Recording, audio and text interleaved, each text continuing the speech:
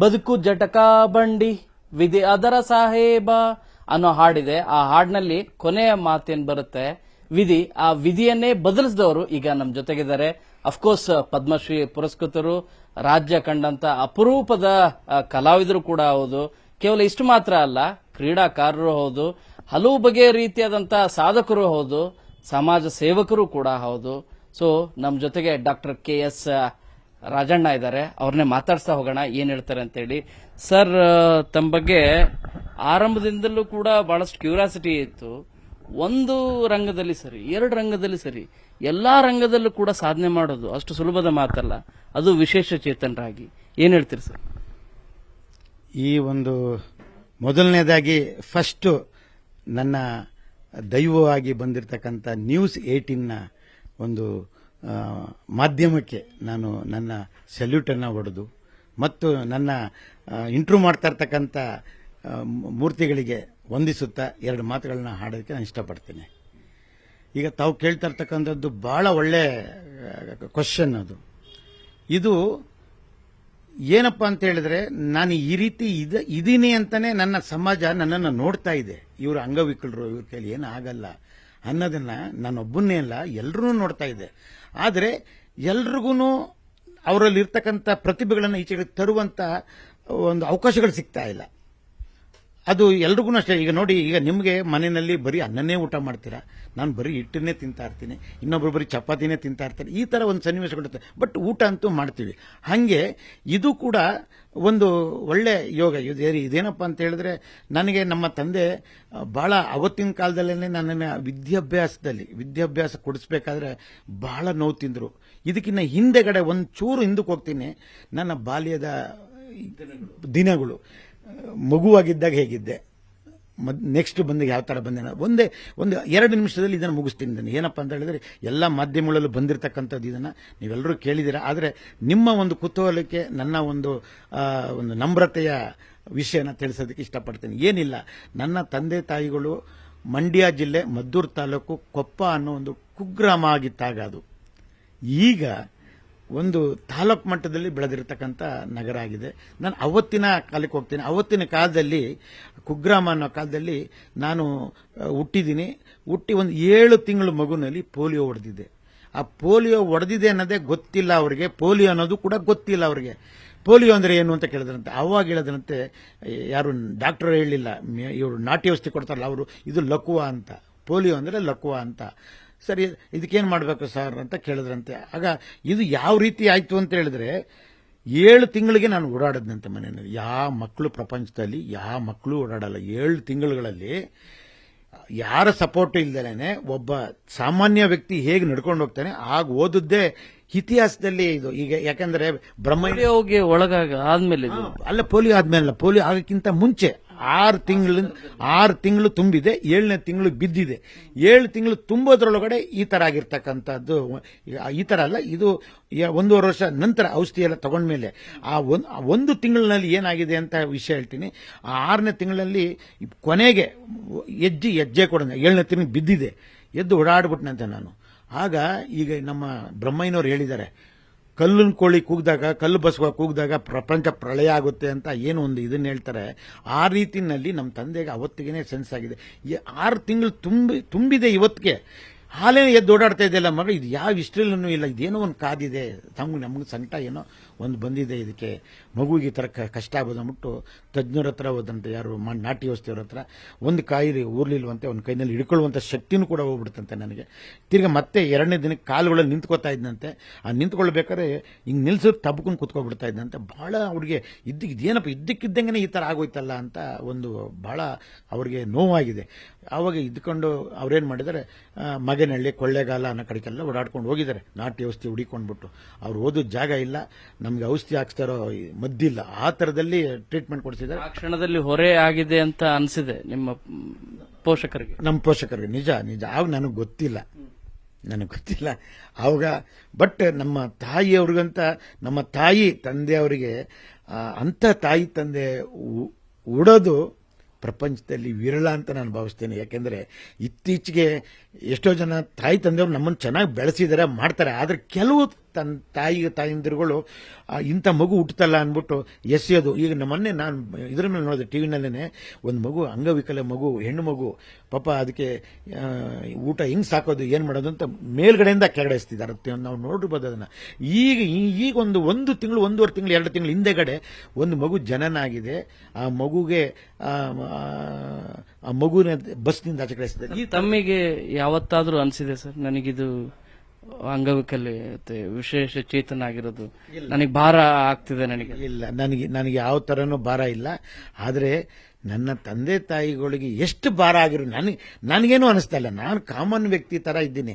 ನನ್ನನ್ನೇ ಯಾರು ಅಂಗವಿಕಲರಾಗಿ ನೋಡ್ತಾರೋ, ದಿವ್ಯಾಂಗರಾಗಿ ಮಾತಾಡಿಸ್ತಾರೋ ಅವರು ದಿವ್ಯಾಂಗರು ಅಂತ ನಾನು ಹೇಳಿಕ್ಕೆ ಇಷ್ಟಪಡ್ತೇನೆ. ಹೊರತು ಇವತ್ತು ದಿನ ನನ್ನ ತಂದೆ ತಾಯಿಗಳು ಮಾಡಿರ್ತಕ್ಕಂಥ ಸೇವೆಯ ಫಲ ಮತ್ತು ಅವ್ರು ಮಾಡಿರ್ತಕ್ಕಂಥ ನನಗೆ ವಿದ್ಯೆ ಕೊಟ್ಟಿರ್ತಕ್ಕಂಥದ್ದು, ನನಗೆ ಬುದ್ಧಿ ಕೊಟ್ಟಿರ್ತಕ್ಕಂಥದ್ದು, ನನಗೆ ಜ್ಞಾನೋದಯ ತುಂಬಿರ್ತಕ್ಕಂಥ, ಈ ಮಧ್ಯದಲ್ಲಿ ನನ್ನನ್ನು ಮೇಲ್ಕೋಟೆಗೆ ಸೇರಿಸಿ ಮೇಲ್ಕೋಟೆನಲ್ಲಿ ಆ ದೇವರುಗಳು ಕೊಟ್ಟಿರ್ತಕ್ಕಂಥ ವರಗಳು, ಈ ಸಮಾಜ ಕೊಟ್ಟಿರ್ತಕ್ಕಂಥದ್ದು, ಇದಕ್ಕೆಲ್ಲದಕ್ಕೂ ನಾನು ಇವತ್ತು ದಿನ ಮೆಟ್ಟಿ ನಿಂತಿರೋದು ಅಂತ ಹೇಳಿದ್ರೆ ನಿಮ್ಮೆಲ್ಲರ ಒಂದು ಸಾರ್ವಭೌಮತೆಯಿಂದ. ನಾನು 7ನೇ ಕ್ಲಾಸ್ ಅಲ್ಲಿ ಆದಂತ ಘಟನೆ ಏನ್ ಸರ್? ರಾಜ್ಯಪಾಲರ ಇದಕ್ಕೆ ಬಂದು ನೀವು ಚಿತ್ರ ಬಿಡಿಸಲು? ಹೌದು, ಅದು ನಾನು ಮೇಲ್ಕೋಟೆನಲ್ಲಿ ಓದುವಂತ ಸಮಯ. ಅದು ಮಂಡ್ಯ ಜಿಲ್ಲೆ ಮೇಲ್ಕೋಟೆ ಅಂತ ಒಂದು ಊರಿದೆ.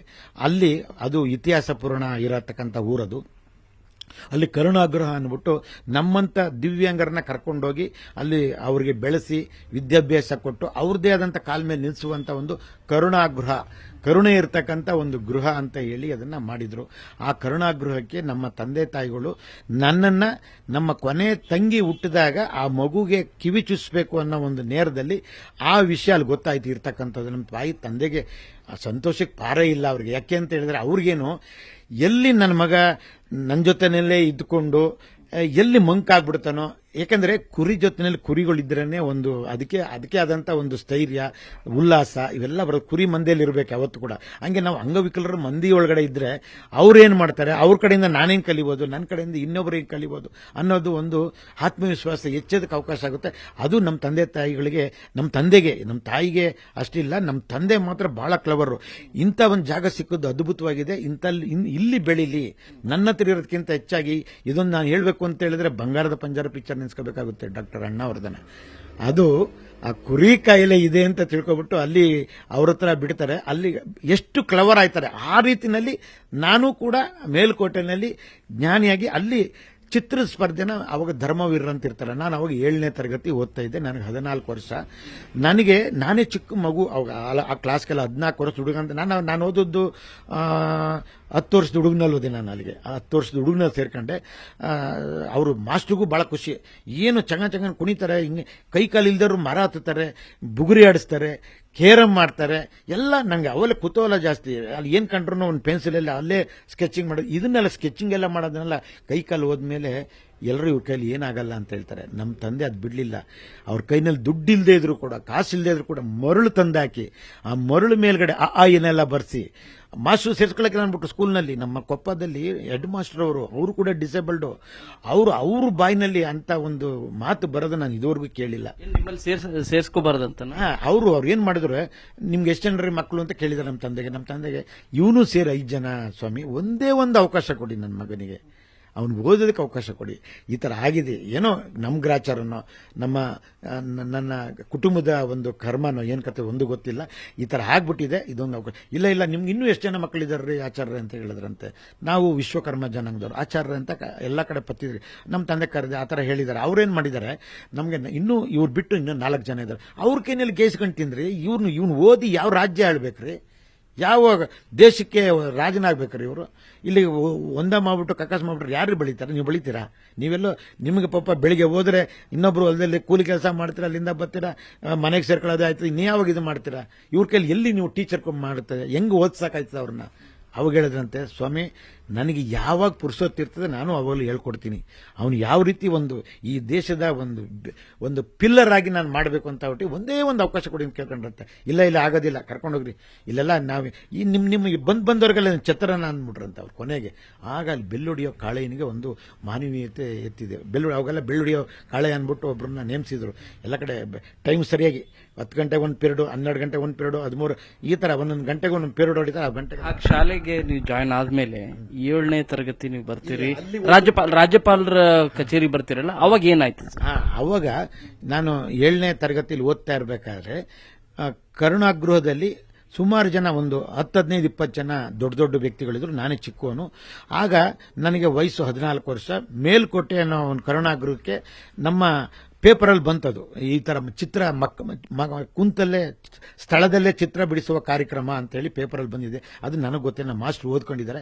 ಇವನ್ನ ಕಳಿಸ್ಕೊಟ್ರೆ ಒಳ್ಳೆ ಪ್ರೈಸ್ ತಗೊಳ್ತಾರೆ, ರಾಜಣ್ಣನಿಗೆ ಒಳ್ಳೆ ಕಲೆ ಇದೆ, ಒಳ್ಳೆ ಇದಿದೆ ಅಂತ ತಿಳ್ಕೊಬಿಟ್ಟು ನನ್ನನ್ನು ಜೊತೆ ಮಕ್ಕಳು, ನನ್ನ ಜೊತೆನಲ್ಲೇ ಇನ್ನೊಂದು 4 ಜನ ನನಗಿಂತ ದೊಡ್ಡವರು, ಅವ್ರನ್ನ ಕರ್ಕೊಂಡು 8 ಜನ ಕರ್ಕೊಂಡು ಅಲ್ಲಿ 3500 ಹುಡುಗರು ಗಾಜಿನ ಮನೆ ಲಾಲ್ಬಾಗ್ನಲ್ಲಿ ಅಲ್ಲಿ ಚಿತ್ರ ಬಿಡಿಸೋದಕ್ಕೆ ಎಲ್ಲರಿಗೂ ಕೊಟ್ಟಿದ್ದಾರೆ. ಎಲ್ಲರಿಗೂ ಆಳೆಗಳು, ಪೇಪರ್ ಪೇಂಟಿಂಗ್ ಡಬ್ಬಗಳೆಲ್ಲ ಕೊಟ್ಟಿದ್ದಾರೆ. ಎಲ್ಲ ಕೊಟ್ಟಾಯ್ತು, ಎಲ್ಲ ಮಾಡ್ಕೊಂಡ್ರು. ಅವರು ಇನ್ನೂ ಬಂದಿಲ್ಲ, ಯಾರು ಧರ್ಮವೀರರು ಎಲ್ಲ ಆಯೋಜನೆ ಮಾಡಿದ್ದಾರೆ. ಎಲ್ಲ ನಾನು ಬರಿತಾ ಇರ್ಬೇಕಾದ್ರೆ ನಾನು ಕೊನೆಗೆ ರಾಷ್ಟ್ರ ಪಕ್ಷಿ ನಮ್ಮ ನವಿಲನ್ನ ಚಿತ್ರ ಬಿಡಿಸಿದ್ದೆ.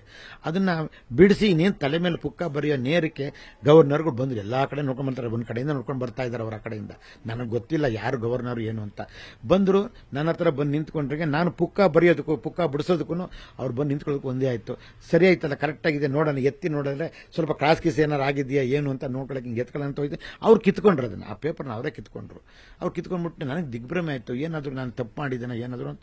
ಒಂದು ರೀತಿ ನನಗೆ ಇದಾಯ್ತು. ಸ್ವಾಮಿ ಏನ್ ಸರ್ ಅಂತ ಕೇಳಿದೆ. ಏನಿಲ್ಲ ಮಗು, ಏನಿಲ್ಲ, ನಿನ್ನ ಚಿತ್ರ ಬಹಳ ಸುಂದರವಾಗಿದೆ, ಬಹಳ ಅದ್ಭುತವಾಗಿದೆ, ನಿಮ್ಗೆ 2 ಕೈ ಇಲ್ಲ, ಇಷ್ಟು ಲವಲವಿಕೆಯಿಂದ ಬರೆಯೋದು. ನನಗೆ ಅವರು ಹಿಂದಿನಲ್ಲಿ ಅವ್ರಿಗೆಲ್ಲ ರಾಜ್ಯಪಾಲರು ಅದನ್ನ ನನಗೆ ಅವ್ರು ಇದೇ ಮಾತು ಹೇಳಿರ್ತಾರೆ ಅಂತ ನನಗೆ ಗೊತ್ತಾಗ. ಅದನ್ನ ನಮ್ಮ ಮಾಸ್ಟರ್ಗಳೆಲ್ಲ ಅಲ್ಲೇ ಇದ್ರು, ಅವ್ರು ಇದನ್ನ ಕೇಳ್ತಾ ಇದ್ರು, ನಿಮ್ಗೆ ಮಾತಾಡ್ತಾ ಇದ್ರು ಅಂತ ಹೇಳಿದ್ರು.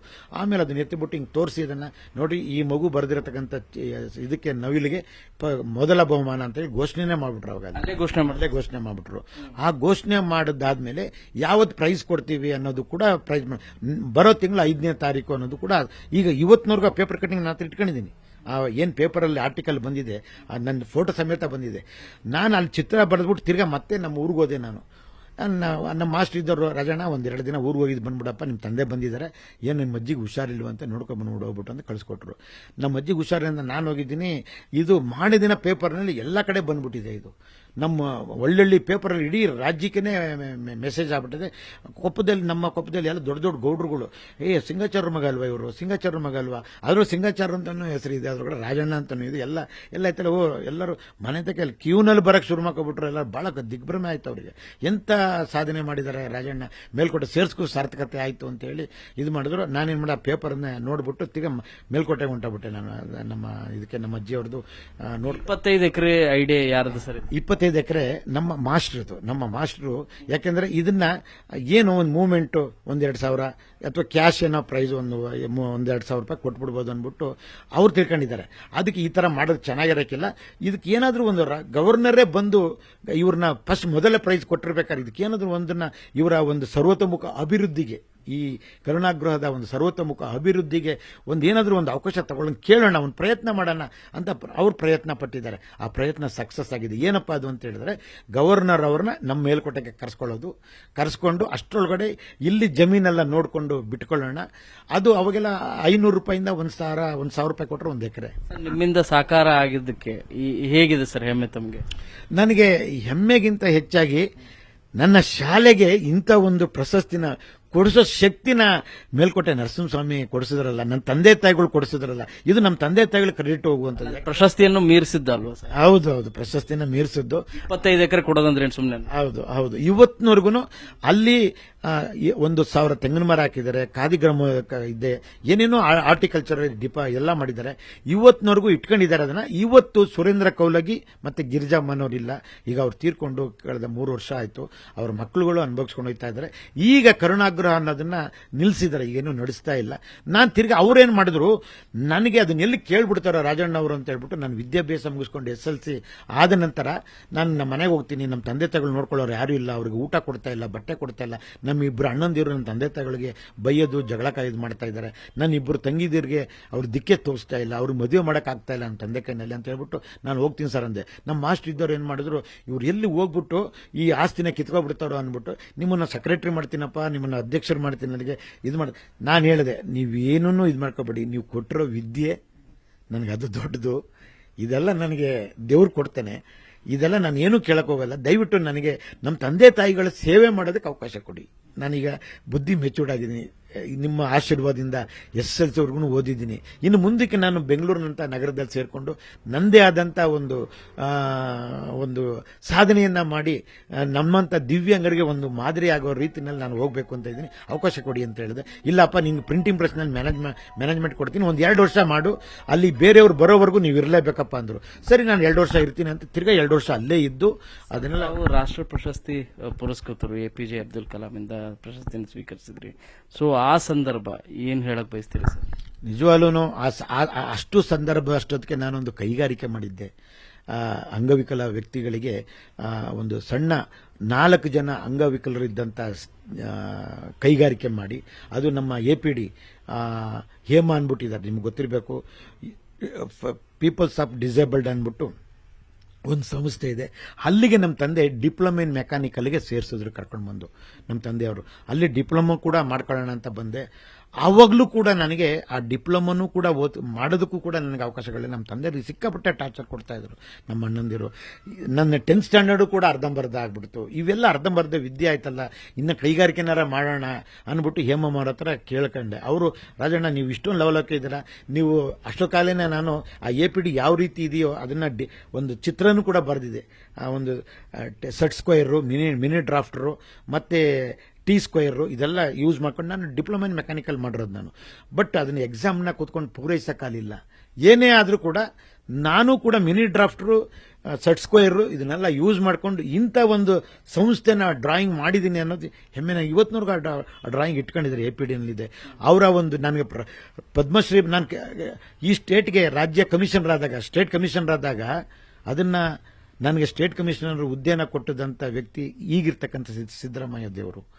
ಅವರು ದಿವ್ಯಾಂಗರಿಗೂ ಕೂಡ ಒಂದು ಅವಕಾಶ ಕೊಟ್ಟು ನೋಡೋಣ ಅಂತ ಅವ್ರಿಗೆ ದೇವರು ಅವರ ಒಂದು ತಲೆಗೆ ಅವ್ರಿಗೆ ಬಂದು ನನ್ನ ಪರವಾಗಿ ರಾಷ್ಟ್ರ ಪ್ರಶಸ್ತಿ ಸಿಕ್ಕಿರೋದು ಯಾವ ಕಾರಣಕ್ಕೆ ಸರ್? ಮತ್ತು APJ ಅಬ್ದುಲ್ ಕಲಾಂ ಆ ಸಂದರ್ಭದಲ್ಲಿ ನೆನಪು ಮಾಡ್ಕೊಳ್ಳೋದು, ಅದು APJ ಅಬ್ದುಲ್ ಕಲಾಂ ಅವ್ರದ್ದು ಕೈಗಾರಿಕೆ, ಸಮಾಜ ಸೇವೆ ಹಾಗೂ ವಿವಿಧ ಕ್ಷೇತ್ರಗಳ ಸಾಧನೆಗಾಗಿ ಅಂತೇಳಿ, ಕೈಗಾರಿಕೆ ಹಾಗೂ ವಿವಿಧ ಕ್ಷೇತ್ರಗಳ ಸಾಧನೆಗಾಗಿ ಮತ್ತು ವೈಯಕ್ತಿಕ ಪ್ರಶಸ್ತಿ ಅಂತ ಹೇಳಿ ಆ ಪ್ರಶಸ್ತಿನ ಕೊಟ್ಟೆ. ಆ ಪ್ರಶಸ್ತಿ ಪತ್ರ ಅಲ್ಲೇ ಇದೆ ಸರ್, ಮೇಲ್ಗಡೆ ಅಲ್ಲಿದೆ ಅಲ್ಲಿ ಆ ಪ್ರಶಸ್ತಿ ಪತ್ರ ಇದೆ. ಅದಕ್ಕೇನು ಮಾಡಿದ್ರು, ನನಗೆ ಸೆಲೆಕ್ಷನ್ ಆಯಿತು, ಸರ್ಕಾರದಿಂದ ಶಿಫಾರಸು ಮಾಡಿದ್ರು. ಅಲ್ಲಿಗೆ ಹೋದಾಗ ಅಬ್ದುಲ್ ಕಲಾಂ ಜಿಯವರು ಸುಮಾರು ಒಂದು 25 ಅಡಿ 30 ಅಡಿ ದೂರದಲ್ಲಿ ಸ್ಟೇಜ್ ಇತ್ತು. ನನ್ನ ಸಾಧನೆ ಓದ್ತಾ ಇರಬೇಕಾದ್ರೆ ಅಲ್ಲಿಂದನೇ ಇಳಿದು ಬಂದ್ಬಿಟ್ರು ಅಬ್ದುಲ್ ಕಲಾಂ ಜಿ ಅವರು 2003ರಲ್ಲಿ. 2000ರಲ್ಲಿ ನನ್ನನ್ನು ಯಶಸ್ವಿ ಕೈಗಾರಿಕೋದ್ಯಮಿ ಅಂತೇಳಿ, ಇದೇ ನಮ್ಮ SM ಕೃಷ್ಣಾಜಿ ಅವರು ಯಶಸ್ವಿ ಕೈಗಾರಿಕೋದ್ಯಮಿ ಅಂತೇಳಿ ರಾಜ್ಯ ಪ್ರಶಸ್ತಿಯನ್ನು ಕೊಟ್ಟರು. ಅದಾದ್ಮೇಲೆ ಅಂಗವಿಕಲ ಕಲ್ಯಾಣ ಇಲಾಖೆಯ ರಾಜ್ಯ ಪ್ರಶಸ್ತಿ ಕೊಟ್ಟರು. ಹೀಗೆ ಯಶಸ್ವಿ ಕೈಗಾರಿಕೋದ್ಯಮಿ ಆದಮೇಲೆ ಅವತ್ತು ದಿನನೇ ನಾನು ಡಿಸೆಂಬರ್, ಯಾವತ್ತು ವರ್ಲ್ಡ್ ಡಿಸೇಬಲ್ಡ್ ಇಯರ್ ಅಂತ ಮಾಡ್ತಾರೆ, ನಿಮ್ಮ ಡಿಸೆಂಬರ್ 3ನೇ ತಾರೀಕು ಅವತ್ತು ಅನೌನ್ಸ್ಮೆಂಟ್ ಆಗಿದೆ. ಅಲ್ಲಿ ಅಬ್ದುಲ್ ಕಲಾಂ ಅವರು ಆ ಒಂದು ಪ್ರಶಸ್ತಿ ಕೊಡಬೇಕಾದ್ರೆ, ನನ್ನ ಸಾಧನೆಯನ್ನ ಓದ್ತಾ ಇರಬೇಕಾದ್ರೆ ಅವ್ರಿಗೆ ಅರ್ಥ ಆಗೋಗ್ಬಿಟ್ಟು ಅಲ್ಲಿಂದನೇ ಇಳಿದು ಬಂದ್ಬಿಟ್ರು. ಸುಮಾರು ಸ್ಟೇಜಿಂದನೇ ನನ್ನ ಹತ್ರ ಬರ್ತಾ ಇದ್ದಾರೆ, ಬಂದು ನನ್ನ ಹತ್ರ ನಿಂತ್ಕೊಂಡು ಅಲ್ಲೇ ಕೂತ್ಕೊಂಡ್ರೆ ಅಲ್ಲಿಗೆ ಬಂದರು.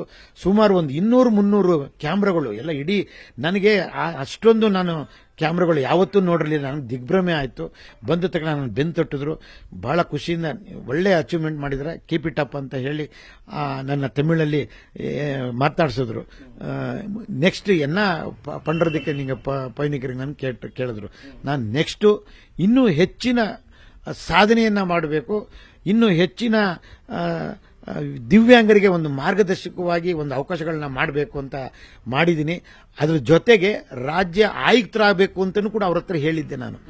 ನೀವು ಖಂಡಿತ ಆಗ್ತೀರಾ, ನೀವು ರಾಜ್ಯ ಆಯುಕ್ತರು ಆಗ್ತೀರಾ ಅಂತಾನು ಕೂಡ ಅವರು ಅಬ್ದುಲ್ ಕಲಾಂ ಜಿ ಅವರು ಹೇಳಿದ್ರು ನನಗೆ ಆ ಮಾತನ್ನ. ಅದೇ ರೀತಿ ಆದ್ರೂ ಕೂಡ ಅದೇ ರೀತಿ ನಮ್ಮ ಸಿದ್ದರಾಮಯ್ಯನವರು ನನ್ನನ್ನು ರಾಜ್ಯ ಆಯುಕ್ತರನ್ನಾಗಿ ಮಾಡಿದ್ರು. ಅವರಿಗೆ ನನ್ನ 2003ರಲ್ಲಿ ಅವರು ಮೊದಲ CM ಆದರು. ಅವಾಗ ಅವ್ರಿಗೆ ನಾನು ಇವತ್ತು ದಿನ ಸಲ್ಯೂಟ್ ಹೊಡಿತೀನಿ. ಅವರು ಮಾಡಿದಂಥ ಒಂದು ಕೊಟ್ಟಂಥ ಜೀವ ಇವತ್ತು ದಿನ ಪದ್ಮಶ್ರೀಗೆ ನಾಂದಿಯಾಗಿದೆ. ಪದ್ಮಶ್ರೀ ಸಿಕ್ಕಿರ್ತಕ್ಕಂಥದ್ದು, ಪದ್ಮಶ್ರೀಗೂ ಕೂಡ ಅವರೇ ಶಿಫಾರಸು ಮಾಡಿದ್ದಾರೆ, ನಮ್ಮ ಸಿದ್ದರಾಮಯ್ಯನವರೇ ಶಿಫಾರಸು ಮಾಡಿದ್ರು. ಇವರೆಲ್ಲರ ಒಂದು ಸ್ಫೂರ್ತಿ, ಆ ಒಂದು ಚೈತನ್ಯ ನನ್ನಲ್ಲಿ ಇನ್ನೂ ಬಂದು, ಈ ಪದ್ಮಶ್ರೀ ಬಂದ ಮೇಲೂ ಕೂಡ ನಾನು ಸುಮ್ಮನೆ ಕೂತ್ಕೋಬಾರ್ದು, ಇನ್ನೂ ಸಾಧನೆಯನ್ನ ಮಾಡಬೇಕು ಅಂತ ಹೇಳಿ 101 ಕೊಳದಲ್ಲಿ ಈಜೊಡಿತಾ ಇದ್ದೆ ನಾನು ಮುಂಚೆ ಅಲ್ಲಿ ಮೇಲ್ಕೋಟೆನಲ್ಲಿ. ಸರ್, ತಾವು ಪ್ರಶಸ್ತಿಯನ್ನ ರಾಷ್ಟ್ರಪತಿಗಳಿಂದ ಪ್ರಧಾನಿ ನರೇಂದ್ರ ಮೋದಿ ಅವರು ಕೂಡ ಉಪಸ್ಥಿತರಿದ್ರು. ತಾವು ಅವ್ರ ಜೊತೆ ಮಾತಾಡಿದ್ರಿ. ಏನಾಯ್ತು ಸರ್ ಆ ಸಂದರ್ಭ, ಆ ಪದ್ಮಶ್ರೀ ಪುರಸ್ಕೃತ ಸಂದರ್ಭದಲ್ಲಿ? ಅದೇ ಸರ್ ನನ್ನ ಸಿದ್ದರಾಮಯ್ಯಜಿ ಅವರು, ರಾಜಣ್ಣ ನೀವು ಸ್ಟೇಟ್ ಕಮಿಷನರ್ ಆಗಿ ಒಳ್ಳೆ ಕೆಲಸಗಳನ್ನ ಮಾಡಿದ್ರ, ಅದಕ್ಕೆ 2 ಮಾತಿಲ್ಲ, ನಾನು ಇಲ್ಲಿಂದ ಶಿಫಾರಸು ಮಾಡ್ತೀನಿ ಪದ್ಮಶ್ರೀಗೆ, ನೀವೇನಿದ್ರು ಮೋದಿ ಅವರು ನಿಮ್ಗೆ ಪ್ರಶಸ್ತಿ ಕೊಡಬೇಕು, ನೀವು ಅವ್ರ ಹತ್ರ ಮಾತಾಡಿ ಅಂತ ಹೇಳಿದ್ರು. ನಾನೇನು ಮಾತಾಡೋದಿಲ್ಲ ಸರ್, ನನ್ನ ಸಾಧನೆ ಮಾತಾಡುತ್ತೆ, ನೀವು ಕೊಟ್ಟಿರ್ತಕ್ಕಂಥ ಏನು ಸಮಾಜ ಸೇವೆ ಮಾಡೋದಕ್ಕೆ ಶಕ್ತಿ ಕೊಟ್ಟಿದ್ರ ಆ ಶಕ್ತಿ ಮಾತಾಡುತ್ತೆ, ನೀವು ಅದನ್ನು ಕಳಿಸ್ಕೊಡಿ ಸರ್ ಅಂತ ಹೇಳಿದೆ. ನಮ್ಮ ಮಿಸಸ್ಗೆ ಅದು ವಿಶ್ವಾಸ ಇರಲಿಲ್ಲ, ಕಳಿಸಿದಾರೋ ಸಾಹೇಬ್ರು ಇಲ್ವೋ, ಮುಖ್ಯಮಂತ್ರಿ ಸಿದ್ದರಾಮಯ್ಯ ಸಾಹೇಬ್ರು ಕಳಿಸೋರೆಲ್ಲೂ ಗೊತ್ತಿಲ್ಲ ಅನ್ಕೊಂಡ್ಬಿಟ್ಟು ನಮ್ಮ ಮನೆಯವರು ಬಂದರು. ಆಮೇಲೆ ಬಂದು ಎಲ್ಲ ಕೇಳಿದಾಗ ನಾ ಕಳಿಸ್ಕೊಟ್ಟಿದ್ದೀನಮ್ಮ, ಖಂಡಿತ ಕಳಿಸ್ಕೊಡ್ತೀನಿ, ಮಗವ್ರು ಅಷ್ಟು ಚೆನ್ನಾಗಿ ಮಾಡಿದ್ದಾರೆ, ಅವರು ಖಂಡಿತ ಮಾಡ್ತೀನಿ ಅಂತ ಹೇಳ್ಬಿಟ್ಟು, ಅಮ್ಮ ನೀವೇನು ಇದು ಮಾಡ್ಕೊಬಿಡಿ, ಖಂಡಿತ ನಿಮ್ಮ ಪ್ರಶಸ್ತಿ ಸಿಗ್ತದೆ ಅಂತ ಹೇಳಿದ್ರು ನಮ್ಮ ಸಿದ್ದರಾಮಯ್ಯಜಿ. ಅದರಂತೆ ಪ್ರಶಸ್ತಿ ಕೂಡ ಅವರ ಒಂದು ಏನು ಆಶೀರ್ವಾದ ಇತ್ತು, ಆ ಆಶೀರ್ವಾದ ಮೇರೆಗೆ ಮತ್ತು ನನಗೆ ಏನು ಸಮಾಜ ಸೇವೆ ಮಾಡೋದಕ್ಕೆ ಸ್ಟೇಟ್ ಕಮಿಷನರ್ ಆಗಿ ಮಾಡೋದು, ಆ ಒಂದು ಶಕ್ತಿ ಇವತ್ತು ದಿನ ನನಗೆ ರಾಷ್ಟ್ರ ಮಟ್ಟದಲ್ಲಿ ಒಂದು ಅತ್ಯುನ್ನತ ನಾಗರಿಕ ಪ್ರಶಸ್ತಿಗೆ ಇದಾಗಿದೆ. ಆ ಸಮಯದಲ್ಲಿ ಪ್ರಶಸ್ತಿ ಕೊಡೋ ಸಮಯದಲ್ಲಿ ನರೇಂದ್ರ ಮೋದಿಜಿ ಅವರು, ರಾಜಣ್ಣಜಿ ಆಪ್ಕಾ ಸಾಧನ್ ಆಪ್ಕಾ ಧೈರ್ಯ ವಿಶ್ವ ದೇಖ್ತಾ ಹೈ ಅಂದ್ರು. ನಿಮ್ಮ ಒಂದು ಸಾಧನೆಯನ್ನ ಇದನ್ನ ದೇಶ ಇಡೀ ವಿಶ್ವ ನೋಡ್ತಾ ಇದೆ ಅಂತ ಹೇಳಿದ್ರು. ನಾನು ಹೇಳಿದೆ, ಆಪ್ ಮೇರಾ ಸೌಭಾಗ್ಯ ಜಿ, ಆಪ್ ಮೇರಾ ದೇಶ ಅಂತ ಹೇಳಿದೆ. ನೀವು ನನ್ನ ದೇಶ ಆಗಿರೋದ್ರಿಂದ ನನಗೆ ಈ ಸೌಭಾಗ್ಯ ಸಿಕ್ಕಿದೆ ಅಂತ ಹೇಳಿ ಬಹಳ ಖುಷಿ ಬಿದ್ರು. ಅವರಲ್ಲೂ ಭಾವುಕರಿದ್ರು. ಆದರೆ ಇವತ್ತಿನವರೆಗೂ ನಾನು ನಮ್ಮ ಸಿದ್ದರಾಮಯ್ಯನವ್ರನ್ನ ಮರೆಯೋಕ್ಕಾಗಲ್ಲ. ನಮ್ಮ ನಾಡಿನ ಒಬ್ಬ ಧೀಮಂತ ನಾಯಕರು ಯಾರಾದರೂ ದಿವ್ಯಾಂಗರಿಗೆ ಒಂದು ಅವಕಾಶ ಕೊಟ್ಟಿದ್ದಾರೆ ಅಂತ ಹೇಳಿದ್ರೆ, ಇವತ್ತು ದಿನ ಎಲ್ಲ ಮಿನಿಸ್ಟರ್ಗಳು ಎಲ್ಲ ಇವರು ಯಾರು ಎಸ್.ಎಂ. ಕೃಷ್ಣಾಜಿ ಆಗಿರ್ಬೋದು, ಅದಕ್ಕಿಂತ ಮುಂಚೆ ನಮ್ಮ ಹಿಂದುಳಿದ ವರ್ಗದ ಇವರಾಗಿದ್ದಾರೆ ಯಾರು ಚಂದ್ರಪ್ರಭಾ ಅರಸು ಅವರ, ದೇವರಾಜ ಅರಸು ಅವರಾಗಿರ್ಬೋದು, ವೀರೇಂದ್ರ ಪಾಟೀಲ್ ಅವರು, ಎಲ್ಲರೂ ಅಂಗವಿಕಲರಿಗೆ ಸಮಾಜದ ಮುಖ್ಯವಾಹಿನಿಗೆ ಬರೋ ರೀತಿ ಮಾಡಬೇಕು ಅಂತ ಹೇಳರೇ ಹೊರತು ಮುಖ್ಯವಾಹಿನಿಗೆ ಬರ್ಸ್ತೋರೇ ಇಲ್ಲ. ಮುಖ್ಯವಾಹಿನಿಗೆ ಬರ್ಸ್ತೋರು ಯಾರಪ್ಪ ಅಂತ ಹೇಳಿದ್ರೆ ಸಿದ್ದರಾಮಯ್ಯನವರು.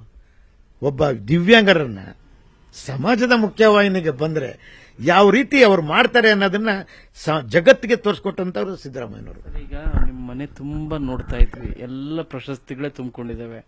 ಯಾವ ವಿಚಾರಕ್ಕೆ ಪ್ರಶಸ್ತಿ ಅಂತ ಹೇಳಿ ನಾವು ಒಂದೊಂದನ್ನು ನಾವು ಕೇಳ್ತಾ ಇದ್ವಿ. ಸೊ ಹೇಗೆ ಸರ್ ಇವೆಲ್ಲ ಸಾಧ್ಯ ಆಯ್ತು? ತಾವು ಈಜುಪಟ್ಟು ಸ್ಪೋರ್ಟ್ಸ್ ಇದರಲ್ಲಿದ್ದೀರಿ, ಕೈಗಾರಿಕೋದ್ಯಮಿ ಇದ್ದೀರಿ, ಅಲ್ಲ ಕಾರ್ ಡ್ರೈವ್ ಮಾಡ್ತೀರಿ ವಿಕಲಾಂಗರಾಗಿ, ಹೇಗೆ ಸರ್ ಇವೆಲ್ಲ ಹೇಗೆ ಸಾಧ್ಯ ಆಯ್ತು? ಒಂದೊಂದೂ ಎಲ್ಲ ಚಾಲೆಂಜಿಂಗ್ ಆಗೇ ತಗೊಂಡಿದ್ದು ಸರ್.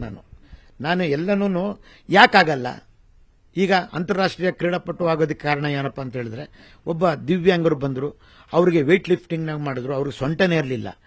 ನಾನು ವೇಟ್ ಲಿಫ್ಟಿಂಗ್ ಎತ್ತೋದಕ್ಕೆ ಅವಕಾಶ ಮಾಡಿದೆ, ಯಾಕಂದ್ರೆ ಗ್ರಿಪ್ ಬೇಕು, ಅದಕ್ಕೆ ಆ ಬಾರ್ನ ಇಟ್ಕೊಂಡು ಎತ್ತೋದಕ್ಕೆ ಗ್ರಿಪ್ ಬೇಕು. ಅದಕ್ಕೆ ನಾನು ಇನ್ನೂ ಒಂದು ಮಾಡಿದೆ, ನನ್ನ ಕೈನಲ್ಲಿ ಒಂಥರ ಇದ್ರ ತರ ಮಾಡ್ಕೊಂಡು, ಆ ಕೌಡು ತರ ಮಾಡ್ಕೊಂಡು, ಕೌಡು ಅಂತ ಬರ್ತದೆ, ಈ ಕೌಡು ತರ ಮಾಡ್ಕೊಂಡು ಲಿಫ್ಟ್ ಮಾಡ್ಲಿಕ್ಕೆ ಅಂತ ಮಾಡಿದೆ. ಏನಾದರೂ ಮಿಸ್ ಆದ್ರೆ ತುಂಬಾ ಇದಾಗುತ್ತೆ, ಅದ್ರ ಬದಲು ಬೇರೆ ರೀತಿಯಲ್ಲಿ ಸಾಧನೆ ಮಾಡೋಣ ಅಂತ ಹೇಳಿ ಸ್ವಿಮ್ಮಿಂಗ್ ನಲ್ಲಿ ನಾನು ಪ್ರಯತ್ನ ಮಾಡಿದೆ. ಆದರೆ ಸ್ವಿಮ್ಮಿಂಗ್ ನಲ್ಲಿ ಜಯ ಆಯಿತು ನನಗೆ. ಸ್ವಲ್ಪದ್ರಲ್ಲಿ ಮಿಸ್ ಆಗಿ ಜಪಾನೀಸ್ನವರು ಬಂದರು ಫಸ್ಟ್, ಸೆಕೆಂಡ್ ನಾನು ಬಂದೆ. ಪ್ಯಾರಾಲಿಂಪೈಡ್ ಮಲೇಷಿಯಾ ಅನ್ನೋದು ಒಂದು ಸ್ಪೋರ್ಟ್ಸ್ ನಡೀತು, ಅದು ಬರೀ ದಿವ್ಯಾಂಗರಿಗೆ ನಡೀತು. ಆ ದಿವ್ಯಾಂಗರಲ್ಲಿ ಡಿಸ್ಕಸ್ ಥ್ರೋನಲ್ಲಿ ನಾನು ಇವತ್ತಿಗೂ ಕೂಡ ಡಿಸ್ಕಸ್ ಥ್ರೋ ಹೆಸರೇ ವಿಷ್ಣು ಚಕ್ರ ಹೋದಂಗೆ ಹೋಗುತ್ತೆ, ಇವತ್ತಿನವರೆಗೂ ಹೋಗುತ್ತೆ. ಅದೇ ರೀತಿ ಸ್ವಿಮ್ಮಿಂಗ್ ನಲ್ಲಿ ಯಾಕೆ ಆಗಬಾರ್ದು ಅಂತ ಹೇಳಿ ಅದನ್ನು ಕೂಡ ಪ್ರಯತ್ನ ಪಟ್ಟೆ. ಅದರಲ್ಲಿ ಸ್ವಲ್ಪದ್ರಲ್ಲಿ ಹೋಗಿ ನನಗೆ ಚಿನ್ನದ ಮೆಡ್ಲು ಬರಬೇಕಾಯ್ತು, ಸಿಲ್ವರ್ ಮೆಡ್ಲು ತಗೊಂಡೆ. ಬಟ್ ಇದರಲ್ಲಿ ಡಿಸ್ಕಸ್ ನಲ್ಲಿ ಗೋಲ್ಡ್ ಮೆಡ್ಲು ತಗೊಂಡಿದ್ದೀನಿ. ಹಾಗೆ ಈಗ ಇದನ್ನ ಅದನ್ನು ಯಾರು ದಾರಿ ಕೊಟ್ಟರು ಅಂದ್ರೆ, ನಮ್ಮಲ್ಲಿ ಮಹಾದೇವ್ ಅಂತ ಇದ್ದಾರೆ, ಮಹಾದೇವಣ್ಣ ಅಂತ ನಾವೆಲ್ಲರೂ ಅವರಿಗೆ, ಅವರು ಪ್ಯಾರಾ ಇಂಟರ್ನ್ಯಾಷನಲ್ ಸ್ಪೋರ್ಟ್ಸ್ ಫೆಡರೇಷನ್ ಅಂತ ಮಾಡ್ಕೊಂಡಿದ್ದಾರೆ ಕರ್ನಾಟಕದಲ್ಲಿ. ಅವರು ಇವತ್ತು ದಿನ ಕರ್ನಾಟಕದಲ್ಲಿ ಇರ್ತಕ್ಕಂಥ ಎಷ್ಟು ಜನ ಕ್ರೀಡಾಪಟುಗಳಿದ್ದಾರೆ, ಅವರು ನಿಜವಾಗ್ಲೂ ಅಂತಾರಾಷ್ಟ್ರೀಯ ಮಟ್ಟದಲ್ಲಿ ಕ್ರೀಡೆ ಆಡಿ ಒಂದು ಪ್ರಶಸ್ತಿ ತಗೊಂಡಿದ್ದಾರೆ ಅಂತ ಹೇಳಿದ್ರೆ ಅವರು ಮಹಾದೇವಣ್ಣ ಅಂತ ಇದ್ದಾರೆ. ಅವ್ರ ಜೊತೆನಲ್ಲಿ ಇನ್ನೊಬ್ರು ರಾಮಚಂದ್ರ ಅಂತ ಇದ್ದಾರೆ, ಈಗಲೂ ಕೂಡ ಮೈಸೂರಿನಲ್ಲಿ ಕೋಚರ್ ಆಗಿದ್ದಾರೆ, ಈಗಲೂ ಕೂಡ ಇದ್ದಾರೆ ಮೈಸೂರಲ್ಲಿ ಇದ್ದಾರೆ. ಅವರು ಕೂಡ ಮೈಸೂರಲ್ಲಿ ಅವರು ಕೂಡ ರೈಲ್ವೆ ಡಿಪಾರ್ಟ್ಮೆಂಟ್ ಇದ್ರು, ಈಗ ನಮ್ಮ ಮನೆಗೆ ಬರಬೇಕಾಯ್ತು. ಇವರಿಬ್ರು ಮತ್ತೆ ಅವ್ರ ಜೊತೆ ಇವರು ಸಮೂಹ ಒಂದು ಒಳ್ಳೆ ಸಾಧನೆಯನ್ನ ದಿವ್ಯಾಂಗರಿಗೆ ಕೊಟ್ಟಂತ ವ್ಯಕ್ತಿ. ನನ್ಗೆ ಕೈ ಇದೆ ಕಾಲಿದೆ, ನಾನು 1 ಗಂಟೆ ನೀರಲ್ಲಿ ನಿಂತ್ರೆ ಬಹುಶಃ ಕಷ್ಟ, ನೀರಿನಲ್ಲಿ ಈಜಾಡಕ್ಕೂ ಆಗೋದಿಲ್ಲ ಆ ರೀತಿ. ನೀವು ಎರಡೂ ಇಲ್ಲ, ಆದ್ರೆ 4.5 ಗಂಟೆ ಅದು ಹೇಗೆ ಸರ್? ಅದು ಧ್ಯಾನ, ಯೋಗ ಧ್ಯಾನ, ಯಾವ ಧ್ಯಾನ ಸರ್ ಇದು ನೀರಲ್ಲಿ? ಸರ್ ನೀರಿನಲ್ಲಿ ಅಂತ ಹೇಳಿದ್ರೆ ಅದರಲ್ಲಿ ಕೆಲವು ಬ್ಯಾಲೆನ್ಸ್ ಮಾಡ್ಬೇಕಾಗ್ತದೆ. ನಾವು ಬ್ರೀತಿಂಗ್ ಮಾಡೋದನ್ನ ಯಾವ ಸಮಯದಲ್ಲಿ ಹೇಳ್ಕೋಬೇಕು, ಯಾವ ಸಮಯದಲ್ಲಿ ಬಿಡಬೇಕು ಅನ್ನೋದನ್ನ ಅದೇನೋ ನಾನೇ ಕಲ್ತ್ಕೊಂಡಿರೋದು, ಅದನ್ನ ಯಾರು ನನಗೆ ಹೇಳ್ಕೊಟ್ಟದ್ದಲ್ಲ. ಈ ಕಾರ್ ಓಡಿಸೋದು ಅಷ್ಟೇನೆ, ನೀರ್ ಮೇಲೆ ಮಾಡ್ಕೊಳ್ಳೋದಿರಲಿ, ಕಾರ್ ಓಡಿಸೋದು ಕೂಡ ನನಗೆ ಯಾರು ಹೇಳ್ಕೊಟ್ಟಿಲ್ಲ. ಕಾರ್ ಅದು ಹೇಗೆ ಓಡಿಸ್ತೀರಿ ಸರ್? ಅದು ಕಾರ್ನ ನನಗೆ ಇಂಡಸ್ಟ್ರೀಸ್ ಮಾಡಿದ್ದೆ, ಅಲ್ಲಿ ಅದ್ರ ಸ್ವಲ್ಪ ದುಡ್ಡು ಜಾಸ್ತಿ ಬಂತು, ಅದನ್ನ ಆಟೋಮೆಟಿಕ್ ಕಾರು ನನ್ನ ಸ್ನೇಹಿತರು ಮಾರ್ಬಿಡ್ತೀನಿ ಅಂತ ಹೇಳಿದ್ರು. ನೋಡಿದೆ, ನಾನು ಸೂಟೇಬಲ್ ಆಗಿತ್ತು, ನಾನೇ ತಗೋತೀನಪ್ಪ ಅಂದ್ಬಿಟ್ಟು ದುಡ್ಡನ್ನ ತಗೊಂಡು ಕೊಟ್ಬಿಟ್ಟೆ. ಬೆಳಿಗ್ಗೆ ನಮ್ಮ ಮನೆಯವ್ರಿಗೂ ಹೇಳಿರಲಿಲ್ಲ, ನಾಷ್ಟನೂ ಮಾಡಿರಲಿಲ್ಲ. ಓದೆ, ದುಡ್ಡು ಕೊಟ್ಟೆ, ಎತ್ಕೊಂಡು ಅಲ್ಲಿಂದ ಯಾರನ್ನೂ ಕೇಳಲಿಲ್ಲ, ಡ್ರೈವ್ ಮಾಡ್ಕೊಂಡು ಮನೆ ತಗ ಬಂದು ನಿಲ್ಸ್ಕೊಂಡು ಆರ ನೋಡಿದೆ. ನಮ್ಮ ಮನೆಯವರು ದಿಗ್ಭ್ರಮೆ ಆಗ್ಬಿಟ್ರು. ನಮ್ಮ ಮನೆಯವರು ಯಾರ ಬೇರೆಯವ್ರು ಓಡಿಸ್ಕೊಂಡು ಬಂದ್ರೆ, ಯಾರು ಇಲ್ಲಪ್ಪ ನಾನೇ ಓಡಿಸ್ಕೊಂಡು ಬಂದೆ ಅಂದ್ರೆ. ಸ್ಟೇರಿಂಗ್ ಕಂಟ್ರೋಲ್ ಮಾಡೋದಕ್ಕೇನೆ ಡ್ರೈವಿಂಗ್ನಲ್ಲಿ 3 ತಿಂಗಳು ಸರ್ವಿಸ್ ಕೊಡ್ತಾರೆ, 3 ತಿಂಗಳು ಟ್ರೈನಿಂಗ್ ಕೊಡ್ತಾರೆ. ಈಗ ನನಗೆ ಯಾವುದನ್ನು ಟ್ರೈನಿಂಗ್ ತಗೊಳ್ಳಿಲ್ಲ. ಅದೇನೆ ಈಗ ಕಣ್ಣಲ್ಲಿ ಈಗೇನು ನಮ್ಮ ಗಾಂಧೀಜಿಯವರು ಹೇಳಿ ನೋಡಿ ತಿಳಿ ಮಾಡಿ ಕಲಿ ಅಂತ ಏನು ವೇದ ಸಿದ್ಧಾಂತ ಇದೆಯೋ ಅದ್ರ ಪ್ರಕಾರ ನಾನು ಮಾಡಿದ್ದೀನಿ. ಇದೇ ತರ ನೀರಿನ ಮೇಲೆ ಫ್ಲೋಟಿಂಗ್ ಮಾಡೋದು ಕೂಡ ಅಷ್ಟೇನೆ. ಫಸ್ಟ್ ನಾನು ಸ್ವಿಮ್ಮಿಂಗ್ ಮಾಡೋದು ಕಲ್ತ್ಕೊಂಡೆ.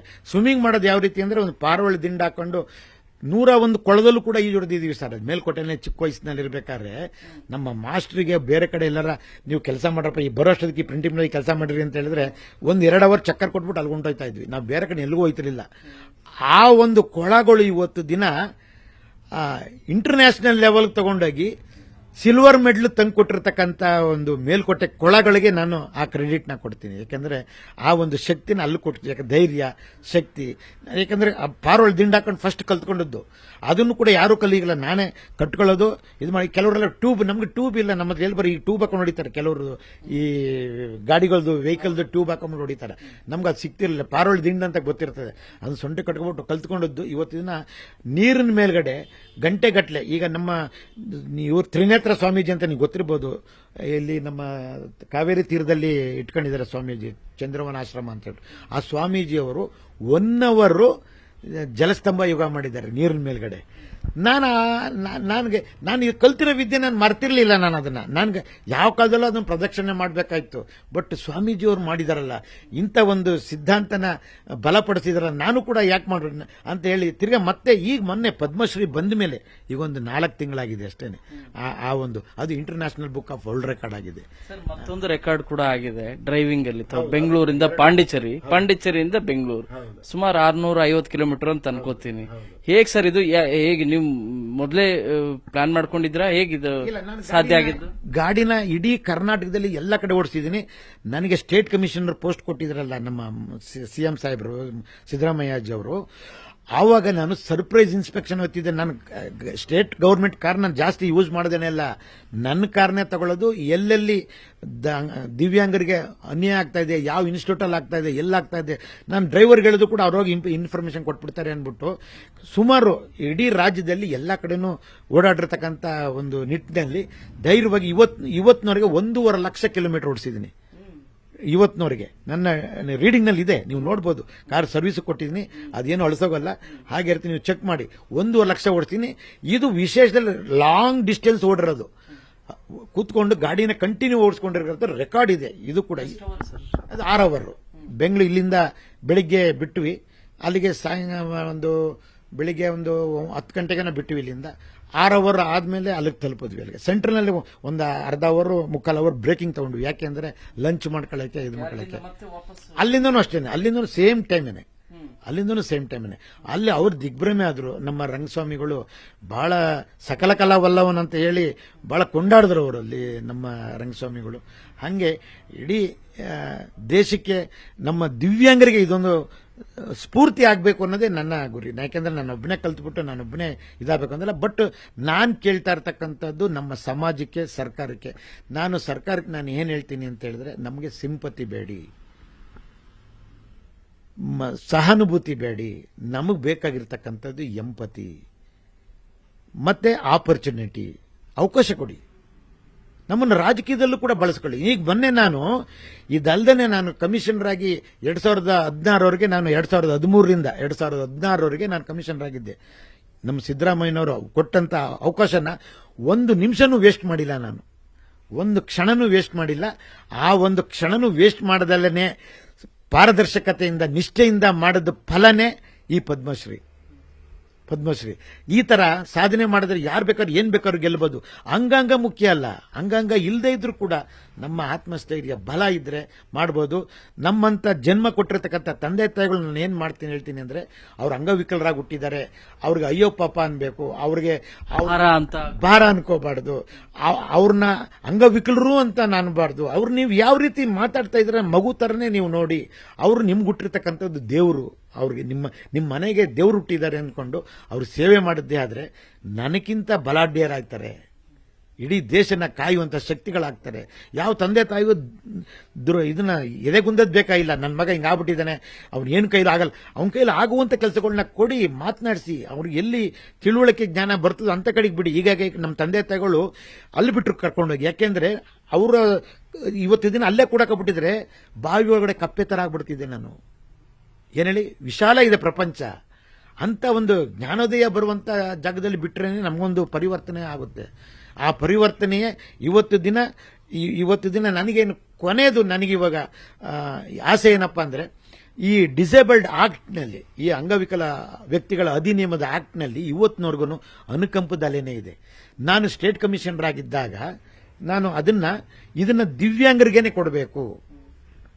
ಇದನ್ನ ರಾಜಕೀಯದಲ್ಲಿ ಅಂಗವಿಕಲರಿಗೂ ಕೂಡ 3% ಅವಕಾಶ ಕೊಡಿ. ನಗರಸಭೆ ಆಗಿರ್ಬೋದು, ಪಂಚಾಯತಿ ಆಗಿರ್ಬೋದು, ಜಿಲ್ಲಾ ಪಂಚಾಯತ್ ರಾಜಕಾರಣದಲ್ಲಿ. ಯಾಕೆಂದ್ರೆ ಅವ್ರ ಹಕ್ಕು. ಯಾಕೆಂದ್ರೆ ಡಾಕ್ಟರ್ ಅಂಬೇಡ್ಕರ್ ಅವರು ಅಂಗವಿಕಲರು ಕೊಡಬೇಡಿ ಅಂತ ಹೇಳಿಲ್ಲ. ಯಾರು ಹೇಳಿದ್ದಾರೆ? ಎಲ್ಲಿದೆ ನಮ್ಮ ಇದರಲ್ಲಿ ಸಂವಿಧಾನದಲ್ಲಿ? ಯಾರನ್ನೂ ಮನಸ್ಸು ಮಾಡ್ತಾ ಇಲ್ಲ. ಆದ್ರೆ ಮನಸ್ಸು ಮಾಡಿ ಒಂದು ಕೊಟ್ಟು ನೋಡೋಣ ಅಂತ ಮಾಡದಂತ ಅವಕಾಶ ಕೊಟ್ಟಂತ ದೇವ್ರು ಯಾರಾದರೂ ಇದ್ದಾರೆ ಕರ್ನಾಟಕದಲ್ಲಿ ಅಂದ್ರೆ ಈಗಿರ್ತಕ್ಕಂಥ ಸಿದ್ದರಾಮಯ್ಯಜಿ ಅವರು. ಅವ್ರಿಗೆ ನಾನು ಸೆಲ್ಯೂಟ್ ಹೊಡಿತೀನಿ ಕಂದ. ತಾವು ಡಾಕ್ಟರ್ ರಾಜ್ಕುಮಾರ್ ದೊಡ್ಡ ಅಭಿಮಾನಿ, ತಾವು ಭೇಟಿ ಆಗಿದ್ರ ಸರ್? ನೆನ್ಪು ಮಾಡ್ಕೊಳ್ಳೋದ? ಭೇಟಿ ಮಾಡಿದ್ದೀನಿ. ಅವರ ಒಂದು ಚಲನೆ ನನಗೂ ಕೂಡ ಬಂದಿದೆ. ಯಾಕಂದ್ರೆ ಅವ್ರ ಹೆಸರು ರಾಜಣ್ಣ ಅಂತಾನೆ, ನನ್ನ ಹೆಸರು ರಾಜಣ್ಣ ಅಂತಾನೆ. ಅವ್ರಿಗೂ ಡಾಕ್ಟರೇಟ್ ಬಂದಿದೆ. ಅವರ ಹೆಸರು ಹೇಳ್ಕೊಂಡು ಅವ್ರ ತೊಡೆ ಮೇಲೆ ಕೂತ್ಕೊಂಡ ಸೌಭಾಗ್ಯ ನನಗೆ ಪದ್ಮಶ್ರೀ ಬಂದಿದೆ. ಯಾಕಂದ್ರೆ ಇವತ್ತು ದಿನ ಎಷ್ಟು ಜನಕ್ಕೆ ಪದ್ಮಶ್ರೀ ಬರ್ತಕ್ಕಂಥ ಈಗ ಅವರ ಒಂದು ದೃಢ. ಯಾಕಂದ್ರೆ ಅವ್ರು ಓದಿರೋದು ಬರೀ 4ನೇ ಕ್ಲಾಸು, ವಿದ್ಯೆ ಇಲ್ಲ, ಆದ್ರೆ ಜ್ಞಾನ, ಸಂಗೀತ, ಒಬ್ಬ ಅವ್ರ ಸಂಸ್ಕೃತಿ, ಆ ಒಂದು ವಿಚಾರಧಾರೆಗಳು, ಅವರು ಮಾತಾಡೋ ಭಾಷಣಕ್ಕೆ ಬಿಟ್ಟಾಗ ಅವರು ಬರ್ತಕ್ಕಂಥ ಮಾತಿನ ಮುತ್ತುಗಳು ನಿಜವಾಗ್ಲೂ ವರದಾನಗಳು. ಅವೆಲ್ಲ ಭೇಟಿಯಾದಾಗ ಏನ್ ಸರ್? ನನಗೆ ನಾನು ಹೋದೆ, ಸರ್ ನಿಮ್ಮನ್ನ ಕಂಡ್ರೆ ನಮ್ಗೆ ತುಂಬಾ ಖುಷಿ ಆಗುತ್ತೆ ಸರ್, ಅಪ್ಕೋಬೋದಾ ಸರ್ ಅಂದ್ರೆ, ಬಾಪ ಮರಿ ಅಂತ ಅಪ್ಕೊಂಡ್ರು ನನಗೆ. ಅವರ ಯಾವಾಗ ಸರ್ ಸುಮಾರು ನನಗೆ ಅವು 20 ವರ್ಷ ಇರ್ಬೇಕನ್ನ ಪುಟಾಣಿ. ರಾಜಾಜಿನಗರದೊಂದು ಕಾರ್ಯಕ್ರಮ ಇತ್ತು. ಇಲ್ಲಿಂದ ನಾನು ಒಂದು 3 ಚಕ್ರದ ಗಾಡಿ ಮಾಡ್ಕೊಂಡಿದ್ದೆ. ನಾನು ಮೋಟರ್ ನಾನೇ ಫಿಕ್ಸ್ ಮಾಡ್ಕೊಂಡಿದ್ದೆ, ನಾನೇ ಡಿಸೈನ್ ಮಾಡಿ ನಾನೊಬ್ಬ ಮೆಕ್ಯಾನಿಕಲ್ ಡಿಪ್ಲೊಮಾ ಅಲ್ವಾ. ಈ TVS 50 ಅಂತ ಬರ್ತಾ ಇತ್ತು ಗಾಡಿ. ಆ ಗಾಡಿಗೆ ಅವಾಗ ಫುಲ್ಲು ಡಿಮಾಂಡ್. ಆ ಗಾಡಿನ ಸ್ಕ್ರಾಪ್ ನಲ್ಲಿ ತಗೊಂಡು ಅದನ್ನೆಲ್ಲ ಯಾವ ರೀತಿ ನಾನು ಅನುಕೂಲ ಮಾಡಿಕೊಂಡು ನಾನು ಒಬ್ಬನೇ ಹೋದೆ. ನಮ್ಮ ಮನೆಯವರು ಕೂಡ ಬಂದಿರಲಿಲ್ಲ. ಹಿಂಗೆ ಬರ್ತೀನಿ ಅಂತ ಹೋಗಿದ್ದೆ. ಅಲ್ಲಿ ಹೋದಾಗ ಡಾಕ್ಟರ್ ರಾಜ್ಕುಮಾರ್ ಫಂಕ್ಷನ್ ನಡೀತಾ ಇದೆ, ಒಳಗಡೆ ಇದ್ದಾರೆ. ಅವ್ರು ನೋಡ್ಬಿಟ್ಟು ನಂಗೆ, ನಾನು ಏನು ರಾಜ್ಕುಮಾರ್ ಅವ್ರನ್ನ ಎಷ್ಟು ಹತ್ತಿರದಿಂದ ನೋಡಿ ಹಿಂಗೆ ಪಕ್ಕದಲ್ಲೇ ಕುತ್ಕೊಂಡಿದ್ದು. ಆಮೇಲೆ ಅಬ್ಕೋಬೋದಾ ಸರ್ ಅಂತ, ಬಾಪ ಮರಿ ಅಂದ್ರೆ ನಿಂದು ಯಾವ್ರಪ್ಪ ಅಂದ್ರು. ನಮ್ಮ ಕೊಪ್ಪ ಅಂದ್ಬಿಟ್ಟು ಮದ್ದೂರು ತಾಲೂಕಲ್ಲಿದೆ ಅಣ್ಣಾಜಿ ಅಂದೆ. ಎಷ್ಟು ಚೆನ್ನಾಗಿ ಮಾತಾಡ್ತೀಯಕಂದ, ನೀ ಏನು ಓದ್ತಾ ಇದೀಯಾ, ಏನ್ ಮಾಡ್ತಾ ಇದೆಯಾ ಪುಟಾಣಿ ಅಂತ ಹೇಳಿದ್ರು. ಅದಕ್ಕೆ ನಾನು ಹೇಳಿದೆ, SSLC ವರೆಗೂ ಓದಿದೆ, ಆಮೇಲೆ ಇದು ಬೇರೆ ಕೈಗಾರಿಕೆ ಮಾಡ್ಕೊಂಡು ಇದು ಮಾಡ್ತಾ ಇದ್ದೀನಿ ಅಂತ ಹೇಳಿದೆ. ನೀನು ಎಷ್ಟು ಚೆನ್ನಾಗಿ ಇದು ಬರಿತೀನಪ್ಪ ಅಂತ ಹೇಳಿದ್ರು. ಇದೇ ತರ ಬರಿತೀನಿ ಅಂತ ಹೇಳಿದೆ. ಅವ್ರ ಹೆಸರನ್ನ ಬರ್ಕೊಟ್ಟೆ. ನಾನು ಬಹಳ ಖುಷಿ ಆಯ್ತು. ಬಾಪ ಮಗುಂದ ತೊಡೆ ಮೇಲೆ ಕುಣಿಸ್ಕೊಂಡ್ರು. ಆ ತೊಡೆ ಮೇಲೆ ಕುಣಿಸ್ಕೊಂಡದ್ದು ಆ ಫೋಟೋ ಎಲ್ಲ ಇತ್ತು ನನ್ನ ಹತ್ರ. ಅದ್ಯಾರೋ ನನ್ನ ಅಭಿಮಾನಿಗಳು ಇದು ಅಣ್ಣವ್ರ ತೊಡೆ ಮೇಲೆ ಕೂತ್ಕೊಂಡಿದ್ದಾರೆ, ನೋಡ್ಕೊಡ್ತೀನಿ ಅಂತ ಇಸ್ಕೊಂಡ್ರು. ಇವತ್ತಿನವರೆಗೂ ಕೊಟ್ಟಿಲ್ಲ, ಅವರೇ ಇಟ್ಕೊಬಿಟ್ಟಿದ್ದಾರೆ ಅದನ್ನ. ಅದು ಶಿವಮೊಗ್ಗದವರು. ಇವತ್ತಿನವರೆಗೂ ಒಂದೇ ಒಂದು ಕಾಪಿ ಇತ್ತು ಕಂದ. ಇರ್ಲಿ, ಇವತ್ತಿಲ್ಲ ನಾಳೆ ಇನ್ನೊಂದು ದಿನ ಸಿಗ್ತಾರೆ ಅಣ್ಣವರು ಅಂತ ಮಾಡಿದೆ. ನಮ್ಗೆ ಅವರು, ನಾನು ಇಷ್ಟೊಂದು ಸಾಧನೆ ಮಾಡಿ ಅಚೀವ್ಮೆಂಟ್ ಮಾಡಿ ಅಣ್ಣವ್ರಿಗೆ ನಿಮ್ಮ ಮಾರ್ಗದರ್ಶನದಲ್ಲಿ ಇಷ್ಟು ಮೇಲ್ ಬಂದಿದ್ದೀನಿ ಅಂತ ತಿಳಿಸೋ ಅಷ್ಟೊತ್ತಿಗೆ ನಮ್ಮಿಂದ ಕಣ್ಮರೆ ಆದ್ರು. ಅದೇ ರೀತಿ ಈಗ ಡಾಕ್ಟರ್ ಪುನೀತ್ ರಾಜ್ಕುಮಾರ್ ಕೂಡ ಅದೇ ರೀತಿ ಆಯಿತು. ಬಹಳ ನಮಗೆ ನೋವಿನ ಸಂಗತಿ. ಯಾಕೆಂದ್ರೆ ಒಂದು ದೇಶ ಕಂಡಿರ್ತಕ್ಕಂಥ ಇವರೆಲ್ಲ ಒಂದು ಅವಿಸ್ಮರಣೀಯ ಒಂದು ವ್ಯಕ್ತಿಗಳು ಅಂತ ಹೇಳಿದ್ರೆ ತಪ್ಪಾಗಲ್ಲ. ಇವತ್ತು ಕೂಡ ನನಗೆ ಒಂದು ಅವಕಾಶ ಸಿಕ್ತು ಅವ್ರನ್ನ ಸೇವೆ ಮಾಡಿ ಮಾನ್ಯ ನಮ್ಮ ಉಪಮುಖ್ಯಮಂತ್ರಿಗಳ ಹತ್ರ ಮಾತನಾಡಿ ಅವರ ಒಂದು ಇದನ್ನ ಹೆಸರನ್ನ ಈ ಒಂದು ಭಕ್ತ ಕುಂಬಾರ ಪಿಕ್ಚರ್ ತೆಗೆದಿರತಕ್ಕಂಥ ಇತಿಹಾಸ ಮತ್ತೆ ಪಾಟ್ರಿ ಟೌನ್ ಅಂದ್ರೆ ಬ್ರಿಟಿಷ್ನವ್ರು ಮಾಡಿರ್ತಕ್ಕಂಥ ಒಂದು ಇತಿಹಾಸ ಅದು. ಅವತ್ತು ದಿನನೇ ಅಲ್ಲಿ ಪಾಟ್ರಿ ಟೌನ್ ಅಂದ್ರೆ ಮಡಕೆ ಮಾಡೋ ಕುಂಬಾರರ ಜಾಗ ಅದು. ಆ ಜಾಗದಲ್ಲಿ ಆ ಒಂದು ಭಕ್ತಿ ಬರತಕ್ಕಂಥ ಪೂರ್ವಕವಾಗಿರ್ತಕ್ಕಂಥ ಭಕ್ತ ಕುಂಬಾರ ಪಿಕ್ಚರ್ ತೆಗೆದಿರ್ತಕ್ಕಂಥ ಅಣ್ಣ ಅವ್ರನ್ನ ಒಂದು ಸ್ಮರಣಾರ್ಥ ಅವ್ರ ಮಗ ಅವ್ರನ್ನ ಹೆಸರನ್ನ ಅಲ್ಲಿ ಆ ಮೆಟ್ರೋ ಸ್ಟೇಷನ್ ಇಡ್ಲಿ, ಆ ಒಂದು ಇದರಲ್ಲಿ ಯಾವುದದು ಪಾಟ್ರಿ ಟೌನ್ ಮೆಟ್ರೋ ಸ್ಟೇಷನ್, ಮತ್ತೆ ಅದು ಇದಕ್ಕೆ ಬರ್ತದೆ ಸರ್, ಇದು ಪುಲಕೇಶಿ ನಗರದಲ್ಲಿರ್ತಕ್ಕಂಥದ್ದು ಬಹಳ ಪ್ರಸಿದ್ಧಿ ಆಗ್ತದೆ. ಅದನ್ನ ನಾನು ಸರ್ಕಾರಕ್ಕೆ ಇಷ್ಟೇ ನಾನು ಮನವಿ ಮಾಡ್ಕೊಂಡು ಮೊನ್ನೆ ಉಪಮುಖ್ಯಮಂತ್ರಿಗಳ ಹತ್ರ ಕೇಳ್ಕೊಂಡಿದ್ದೀನಿ. ಅದನ್ನ ಮಾಡಿದ್ರೆ ಖಂಡಿತವಾಗ್ಲೂ ಸರ್ಕಾರಕ್ಕೆ ಒಳ್ಳೆ ಹೆಸರು, ಒಳ್ಳೆ ಒಂದು ಶ್ರದ್ಧೆನೂ ಕೂಡ ಬರ್ತದೆ. ನಮ್ಮಂತ ನಾಡಿಗೆ ಅಂತ ಪುಣ್ಯಾತ್ಮರ ಹೆಸರುಗಳು ಇರಬೇಕು. ಸರ್, ತಾವು ಕೊನೆಯದಾಗಿ ಏನ್ ಹೇಳಕ್ ಬಯಸ್ತೀರಿ ಸರ್? ಏನ್ ತಮ್ಮ ಗುರಿ ಇದೆ ಸರ್ ಸಾಧನೆ ಮಾಡಬೇಕು? ನನ್ನ ಸಾಧನೆ ಏನಪ್ಪಾ ಅಂತ ಹೇಳಿದ್ರೆ ಇವತ್ತಿನವರೆಗೂ ನಮಗೆ ಅನುಕಂಪನೆ ಬರ್ತಾ ಇದೆ. ನನಗಿಲ್ದೇ ಇರ್ಬೋದು, ಆದರೆ ನಮ್ಮಂತ ಸಮಾಜದಲ್ಲಿರ್ತಕ್ಕಂಥ ದಿವ್ಯಾಂಗರಿಗೆ ಅಯ್ಯೋ ಪಾಪ ತಗೊಳಪ್ಪ ಕಾಸು ತಗೊಂಡು ಕೊಡ್ತಾರೆ, ಅಯ್ಯೋ ಪಾಪ ಈ ತರ ನನಗೆ ಯಾರು ಭಿಕ್ಷೆ ಕೊಡೋದು ಇದು ಮಾಡೋದು ಬೇಡಿ. ನಮಗೆ ದೇಶ ಕೊಡೋದು ಕೂಡ ಭಿಕ್ಷೆ ಬೇಡ. ನಮ್ಗೆ ಅವಕಾಶ ಕೊಡಿ, ನಮ್ಮನ್ನು ರಾಜಕೀಯದಲ್ಲಿ ಅವಕಾಶ ಕೊಡಿ, ರಾಜಕೀಯದಲ್ಲಿ 3% ಕೊಡಿ. ಈಗ ನಾನೇನು ಹೇಳ್ತೀನಿ, ಕರ್ನಾಟಕ ರಾಜ್ಯದಲ್ಲಿ ನನಗೆ ಹೇಗೆ ಸ್ಟೇಟ್ ಕಮಿಷನರ್ ಮಾಡಿದ್ರು ಅದೇ ತರ ನಮ್ಮ ಅಂಗವಿಕಲರ ಕಲ್ಯಾಣ ಇಲಾಖೆಯನ್ನ ಸಪರೇಟ್ ಮಾಡಿ ಅದಕ್ಕೆ ಒಬ್ಬರನ್ನ ಸಚಿವಾಲಯ ಆಗಬೇಕು. ಅದೇ ರಥ ಕೇಂದ್ರದಲ್ಲೂ ಆಗಬೇಕು. ಅದನ್ನೆಲ್ಲ ನಾನು ಒಂದು ಸಿದ್ಧಾಂತವಾಗಿ ಒಂದು ಹೋರಾಟ ಅಲ್ಲ, ಒಂದು ಈಗೇನು ಡಾಕ್ಟರ್ ಅಂಬೇಡ್ಕರ್ ಒಂದು ಇದನ್ನ ಸಂವಿಧಾನ ಮಾಡಿದ್ದಾರೆ. ಆ ಸಂವಿಧಾನ ಅಲ್ಲ, ನಮ್ಮ ಡಿಸೇಬಲ್ಡ್ ಆಕ್ಟ್ ಏನು ಸಂವಿಧಾನ ಇದೆ ಅದರಲ್ಲಿ ನಿಯಮನ ಬದಲಾವಣೆ ಮಾಡಿಸಬೇಕು. ಅಂಗವಿಕಲರಿಗೂ ರಾಜಕೀಯದಲ್ಲಿ ಅವಕಾಶ ಕೊಡಬೇಕು. ಅವ್ರಿಗೆ ಆದಂತ ಒಂದು ಸೌಕರ್ಯಗಳನ್ನು ಕಲ್ಪಿಸಬೇಕು. ಅವ್ರಿಗೆ ಆದಂತ ಮಿನಿಸ್ಟ್ರಿಗಳು ಮಾಡಬೇಕು. ಅವ್ರಿಗೆ ಆದಂತ ಸಪರೇಟ್ ಆಗಿ ಒಂದು ಸೆಕ್ರೆಟರಿಯೇಟ್ ಮಾಡಬೇಕು. ಕೇಂದ್ರ ಸರ್ಕಾರದಲ್ಲಿ ಅಮೆಂಡ್ಮೆಂಟ್ ಮಾಡಿಸೋಣ ಅಂದ್ಬಿಟ್ಟು ನನ್ನ ಉದ್ದೇಶ ಇದೆ. ಅದಕ್ಕೆ ನಾನು ರಾಜ್ಯಸಭೆಗೆ ಆಯ್ಕೆ ಆದರೆ ಅದನ್ನ ನಾನು ಎಲ್ಲನೂ ಕೂಡ ಈ ಸಮಯದಲ್ಲಿ ಕೇಂದ್ರ ಸರ್ಕಾರ ಎಲ್ಲ ವರ್ಗದವರು ಕೂಡ, ನಮ್ದೊಂದೇ ವರ್ಗ ಅಲ್ಲ, ಎಲ್ಲ ವರ್ಗಕ್ಕೂ ಕೂಡ ಮಾಡ್ತಾ ಇದೆ. ಅದರಲ್ಲಿ ದಿವ್ಯಾಂಗರಿಗೂ ವಿಶೇಷವಾಗಿ ಎಲ್ಲ ಕೆಲಸಗಳನ್ನು ಕೊಡ್ತಾ ಇದ್ದಾರೆ. ಅದೇ ತರ ನಮ್ಮ ಸಿದ್ದರಾಮಯ್ಯನವರು ಸಾಹೇಬರು ಕೂಡ ಇಲ್ಲೂ ಕೂಡ ಮಾಡ್ತಾ ಇದ್ದಾರೆ. ಇಲ್ಲೂ ಕೂಡ ನಮ್ಮಂತ ವ್ಯಕ್ತಿಗಳಿಗೆ MLC ಮಾಡಲಿ, ಜಿಲ್ಲಾ ಪಂಚಾಯತಿನಲ್ಲಿ ಅವಕಾಶ ಕೊಡಲಿ, ನನಗೆ ಕಮಿಷನರ್ ಮಾಡಿದ್ದಾರೆ. ಅದೇ ರೀತಿ ಇನ್ನೊಬ್ರಿಗೂ ಆಸೆ ಇರುತ್ತೆ. ಪ್ರತಿಭಾವಂತರು ಯಾರಿದ್ದಾರೆ ಅವ್ರಿಗೂ ಕೊಡ್ಲಿ. ಈ ಒಂದು ಇದನ್ನ ಯಾಕೆ ಈಗ ಎಲ್ಲಾ ಭಾಗ್ಯನೂ ಕೊಟ್ಟಿದ್ದಾರೆ ನಮ್ಮ ಸಿದ್ದರಾಮಯ್ಯನವರು. ಆದರೆ ಅಂಗವಿಕಲರಿಗೆ ಅವ್ರಿಗೆ ಆದಂತ ಒಂದು ರಾಜಕೀಯ ಸೌಭಾಗ್ಯವನ್ನು ಕೂಡ ಕೊಟ್ಟಿದ್ದೇ ಆದ್ರೆ ನಿಜವಾಗ್ಲೂ ಗಾಂಧಿ ಸರ್ಕಾರ ಆಗುತ್ತೆ. ಇದು ಡಾಕ್ಟರ್ KS ರಾಜಣ್ಣವರ ಮಾತು. ಎಲ್ಲರಿಗೂ ಗ್ಯಾರಂಟಿ ಭಾಗ್ಯಗಳನ್ನ ಕೊಟ್ಟಿದ್ದೀರಿ, ವಿಶೇಷ ಚೇತನರಿಗೂ ಕೂಡ ಭಾಗ್ಯ ಕೊಡಿ. ಅದು ಯಾವ ರೀತಿ ಅಂದ್ರೆ ಅದು ಭಿಕ್ಷೆ ರೀತಿ. ದಯಮಾಡಿ ಬೇಡ, ನಾವು ಅರ್ಹತೆ ಇದ್ರೆ ಖಂಡಿತವಾಗಿ ಕೂಡ ಅವಕಾಶವನ್ನ ಮಾಡಿಕೊಡಿ. ನಾವು ಏನು ಅನ್ನೋದನ್ನ ಮತ್ತೊಮ್ಮೆ ಸಾಬೀತುಪಡಿಸ್ತೇವೆ ಅಂತ ಹೇಳ್ತಾ ಇದ್ದಾರೆ. ನಿಜವಾಗ್ಲೂ ಅದ್ಭುತವಾದ ಮಾತು. ಬೆಂಗಳೂರಿಂದ ಕ್ಯಾಮರಾ ಪರ್ಸನ್ ಶ್ರೀನಿವಾಸರ ಜೊತೆ ಶರಣು ಹಂಪಿ, ನ್ಯೂಸ್ 18. ನಿರ್ಭೀತ, ನಿಷ್ಪಕ್ಷಪಾತ, ವಿಶ್ವಾಸಾರ್ಹ ಸುದ್ದಿಗಳಿಗೆ ಮತ್ತೊಂದು ಹೆಸರಾಗಿರುವಂತ ನ್ಯೂಸ್ 18 ಕನ್ನಡ ಈಗ ಆಪ್ನಲ್ಲೂ ಲಭ್ಯವಿದೆ. ದಯವಿಟ್ಟು ಇಲ್ಲಿರುವಂತ QR ಕೋಡ್ ಸ್ಕ್ಯಾನ್ ಮಾಡಿಕೊಂಡು ಆಪ್ ಡೌನ್ಲೋಡ್ ಮಾಡೋದಕ್ಕೆ ಮರಿಬೇಡಿ. ನಿಮ್ಮ ಬೆಂಬಲ ಹೀಗೆ ಸದಾ ನಮ್ಮೊಂದಿಗಿರಲಿ. ಧನ್ಯವಾದ.